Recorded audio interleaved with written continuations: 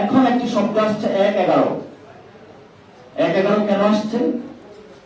কারণ বাংলাদেশের যে সিচুয়েশন, এই সিচুয়েশনের মধ্যে দিয়ে সরকারি দল, বিরোধী দল একসাথে বসার কোনো পরিস্থিতি নাই।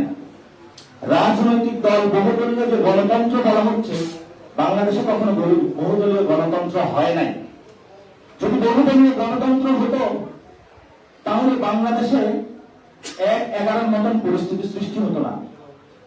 একটি রাজনৈতিক দল যখন ক্ষমতায় যায়, সেই দল ক্ষমতার মধ্য থেকে এই সংবিধানের অধীনে জনগণের উপরে যত ধরনের অত্যাচার করা প্রয়োজন সে অত্যাচার করে।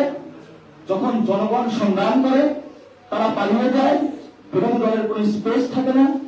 এবং বাংলাদেশে যেই সরকার এসেছে, এই সংবিধান চালিয়েছে, অনুযায়ী দেশ চালিয়েছে, তারা বাংলাদেশ থেকে পালাতে বাধ্য হয়েছে।